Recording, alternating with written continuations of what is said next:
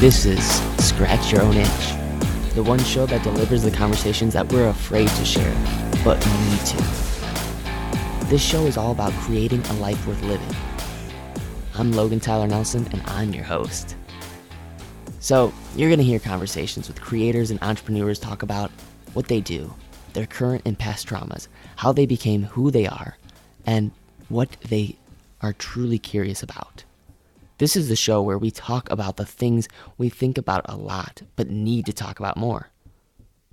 Please take note that this show is not a substitute for actually creating a life worth living, because this show will stir your beliefs, make you question what it means to create a life worth living. So my promise to you is to always give you one question to answer for yourself today to start turning your dreams into a reality.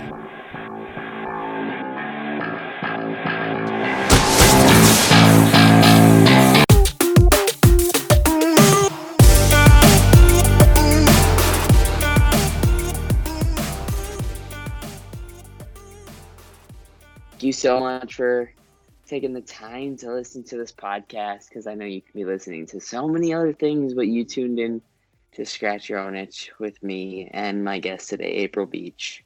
If you're wondering who April Beach is, get excited, because she's a startup specialist, author, entrepreneur, business coach, speaker, activist, motivator, mom of not just one boy, not just two boys, but three boys. And she gives solutions to driven people that are tuning into this, because honestly, you know that if you're tuning in, you're ready to level up. So without further ado, give a warm welcome to the one and only April Beach. Wow, thank you so much. I think you made me sound a lot better than I actually am, but thank you for that intro. It's so fun to be here. No, my pleasure. You've done a lot, and I just got to dig right in. What do you think is the best story of your life that has an underlying message? Yeah, so I've actually been on my own since I was 13. And prior to that, my family were lifestyle entrepreneurs. So we had houses in California and Hawaii, and every business that we launched was strategically designed so that we could play and surf was really what it came down to, and travel. And then all of a sudden, my whole family just kind of fell apart when I was 13, and I found myself by myself. But it was so interesting. Even then, the good thing about having that happen to you when you're 13 is you have like this huge ego. And so I thought that, I was uncrushable, which actually worked in my benefit. And I started developing and designing my own life, and was, launching my own companies and small different businesses, and then just working odd jobs through that point of time, all the way into my 20s until I actually became a quote unquote like official business coach. So I definitely attribute everything that I do today, and I mean, even how I raise my kids and how I inspire other people to live their life, based on the fact that I had to figure it out at a really, really young age. And I just happened to actually know what I wanted at a young age, which I was really fortunate for that. That is very, very rare that you knew at a young age. But I think that loneliness actually, it kind of puts you in a space or like a hole where you go, I've got to figure it out fast. No one's going to give it to me. I need to roll with it. So that's like super, super weird how sometimes someone's greatest weakness becomes their greatest strength, but it's a nice paradigm that we sometimes find ourselves in, right? Yeah, it's totally a blessing in disguise for sure. Yeah.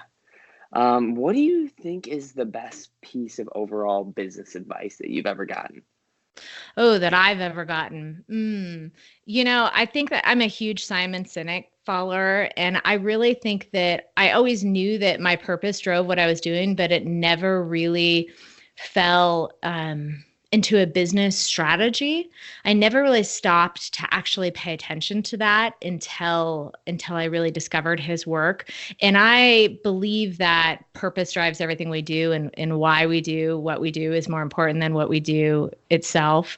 And so I actually try to live by that and consult my clients to follow that as well. And I still today think by far that that's the best business advice I've ever received. Oh, oh, I cannot agree with you more than anybody else, because it's starting with why is like just it's huge. And when I actually ask people like that are going to real estate, sometimes I'll meet people that are like, yeah, I'm gonna get my broker's license. I really do dig into them, and I go, you've been told to do this because you make money, but why do you really want to do it? Right. Why? You know? Right. Right, because business is hard and startup is hard. And if you don't love it and, so much to the point where you do it for free, not that you're going to, but that you would, then it's not going to fly. It's a long, bumpy road and it's not always perfect. You got to love it for sure. And it has to come from within. I totally believe that. Yeah. April, I'm so happy we're having this conversation because like, that is so there's so much illusion out there on the internet, but that rings true. If you're listening to this and you hear that and you have time to put this on pause and put one hand on your heart and the other hand on your stomach and just breathe in and really, on the exhale, ask yourself why you're doing what you're doing. And if you can't think of something, then stop. Don't keep following it. But I want to get into, if you could give yourself just a little piece of wisdom from 5 years ago, even, what would you want to say to yourself? Truthfully, that I should have started pushing myself out to speak on stage earlier. Really. Well, even when I wasn't ready to do it, even when I was scared, that's what I would have told myself 5 years ago, that, it's kind of like this fear that gets in your way. Speaking is such a big thing that I think so many people, even really accomplished entrepreneurs, are afraid of. And I've been afraid of it for so long. And finally, I've just kind of started realizing that it's actually not about me. And it's about the message that needs to be shared and the people that are out there that I'm strategically in some interesting way designed to share that message with them, and that they've been waiting for a long time. And how many people have missed the message that they perhaps needed to hear because I couldn't get out of my own way, So I think that that's the biggest advice.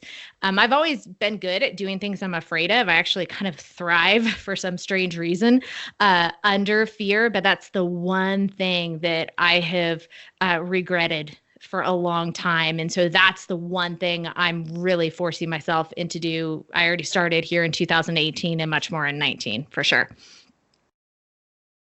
Wow.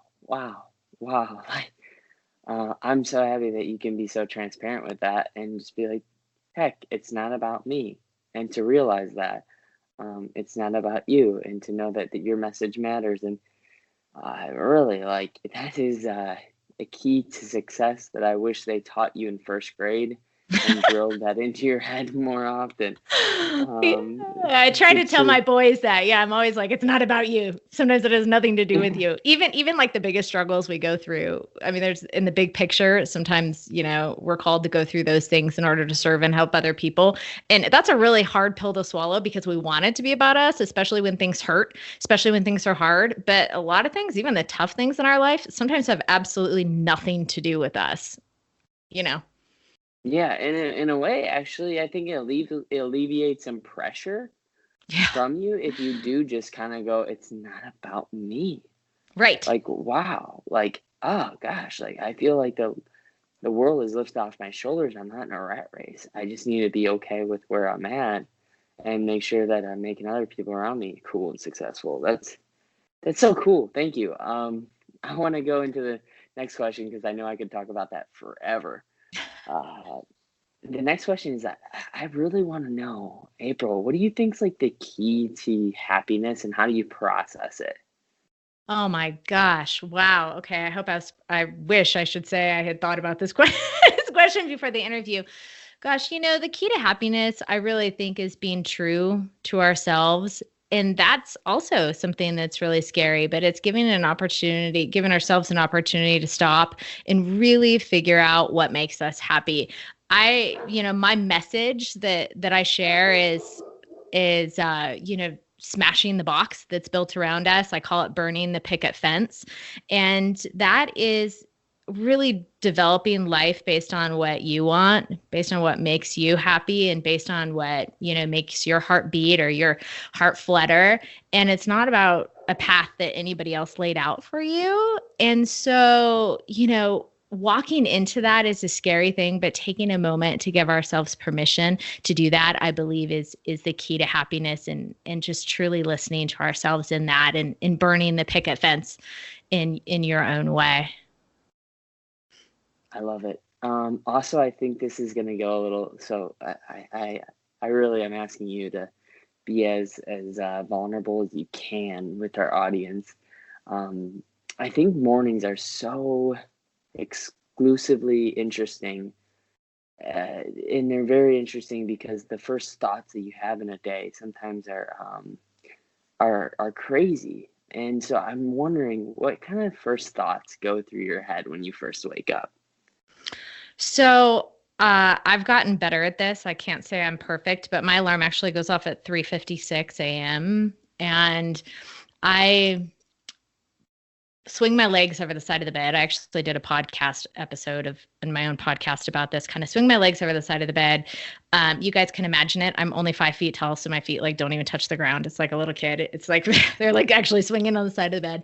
And I inhale and I exhale, and I have to control my mind because the first thought is, oh, what, all the things I have to do today. The kids need this bill needs to be paid. My team is waiting for me for that. And that's automatically where my mind goes. It's almost like to instant chaos, but I have to control that. And so I do this thing where I just like sit on the side of the bed and I take a few really, really big deep breaths. And I ask myself this question: what is my intention for today? And I can set one intention. I allow myself to set one intention. Otherwise, I'd have like 10,000 intentions and they would be pointless. And I set one intention, like I'm going to intentionally focus on this, or I'm going to intentionally be great at this, or I'm going to intentionally, overcome this, whatever it is. So I set one intention for the day, and then I go work out. And when I work out, it's not like a social hour. I kind of have this really loud thumping, almost like early 90s rave music, for anybody who knows what that is, who's old enough to understand what raves are like in the early 90s. And I am totally in my own zone, and all I do that whole entire time is focus on my intention. Well, that's actually not true. I try to focus the whole entire time I'm working out on that one intention. My mind goes 10,000 other places, but I think even if I have to at least try, and that helps me to be successful towards that day. Oh, see, this is a real girl speaking with us right now, where she says she tries to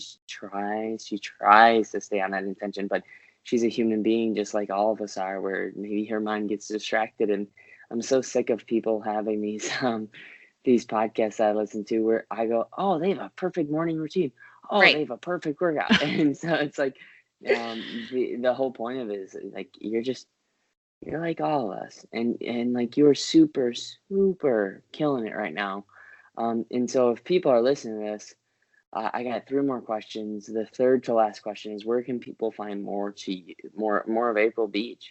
Yeah, sure. So you guys can connect with me. I'm the host of the Sweet Life podcast. It's one word, Sweet Life. And that's a great place to connect with me. It's just business strategies and development tools for life first entrepreneurs. And then I am the founder of the Sweet Life company. So at sweetlifeco.com. Sweet. I love it. Pun very much intended. Sweet life. I say that word way too much. So you're stealing my words, April. Good. So 2 specific questions for you. Because I've done my research on you, and I go, wow, this is something that I really need to ask her is, do you feel like there's too many people right now trying to be coaches and trying to sell this design your own life thing? Yes. And what separates you from the rest? Yeah, I do think that, and it's so interesting, and it's really, it makes me actually afraid for the entrepreneurs who are really looking for reliable coaches, because there's so much out there, and it's honestly very, very hard to find somebody who's raw and true. And I even have a business coach. I believe very much in investing in ourselves in coaching. I've been a business coach and strategist for 21 years. And I really think it comes down to having somebody tell you it's not going to be perfect, but also being able to follow and learn from somebody that has a system that you can see that they have done it. And their system is not selling you a coaching program. Their system is they've built profitable businesses and they've sold them similar to the ones that you want to do. And there's a lot of noise out there. And I'm actually worried for the new entrepreneurs because I've had a lot of people, come along the way and just saying, oh my gosh, I spent all this money on this coach and I have a great looking Instagram account, but no products, no signature offer, nothing to sell, no funnel, and no message that really aligns with my life, no profit plan. And so I think that, I'm very transparent and raw. You guys can hear that when you listen to my podcast. I'm not the right coach for everybody. I am very, very, very like no holds barred. I say it like it is. And that I'm also not the right coach for everybody, but I don't think that people should buy into perfection because that is a sham, to be honest. I'm so happy you just said that, April, because honestly, I feel like there's so many people out there that are doing these coaching programs. Yeah, I just put out a LinkedIn post about, sometimes you gotta find your haters first. And to know as a business owner, sometimes you gotta go, who can I not sell? Who should I not sell to? Because then you can really weed out who you are right for. Because I'll tell you what, when you first start out, you think you can sell anybody, and that's just wrong. Or your content's going to speak to everybody, and that's wrong too. So to really just weed that out, and I love how you say, in your answer, I know I'm not a coach for everyone, and I have over 21 years of business experience and strategy to know that I'm a coach for just these subtype of people. But the last question I want to leave us out on, because I think I think answers are so important, but I find questions to even be more important. Scratch your own itch. It's all about curiosity. So do you think you could leave the listener with a self-inquisitive question? If you need an example upon that, I could give you one, but I think you know what I mean. Yes, no, yes, I would love to do that. I would love for you guys to ask yourself, when I am, like, not to sound morbid, but this is really, really powerful. I ask myself this same question all the time. When I am done with this life here, am I going to regret not going for it? Am I going to regret doing something the way somebody else had wanted me to rather than my own way? And am I going to regret not giving or impacting the way that deep down inside I know that I am supposed to be? So just really imagine that. Imagine being there. We never know how long we're going to be here on earth. It could be when you're way old and gray and you did awesome. It could be next year. We just don't have any idea. I just never want to have any regrets, which is a real tall order, But I just think that's an important question to ask ourselves, because I think that business is an avenue to walk into our purpose if we listen to ourselves, truly figure out what our why is, and define our business and our life accordingly, that it certainly can be. I don't think we can round it out any better than that. Again, thank you so much, April, for coming on the show. Please check out our podcast. If you hear this and you go, I want to just listen to the next thing, I really want to ask you to don't do that, because that's where all these crazy, awesome, motivational podcasts they can actually hurt you instead of help you. If you actually take time, maybe it's not the right time because you're driving, or maybe you're working out, but schedule a time to actually do some of these things that April and I talked about, and it really does work if you just believe in it. The most profitable thing in the world is belief. So thank you so much again, April, for coming on to the show. Hit the subscribe button if you appreciate this. If you found this at all inspiring or inspirational or informative, or you feel like you need to share this with a friend because of the vulnerability that April just shared out on her own life and shared with us, like, yes, please do. So, again, virtual huge hug to you, April. Thank you so much for being on Thank the show. you. Thanks for giving me a chance to share. I really appreciate this show and your transparency because it's not easy to find in media. So thank you. Oh, my pleasure. Absolutely.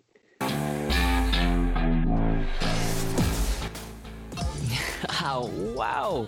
You made it to the very end of the show. Thank you so much for tuning in for another episode of Scratch Your Own Itch with your host, Logan Tyler Nelson. To make it to the end?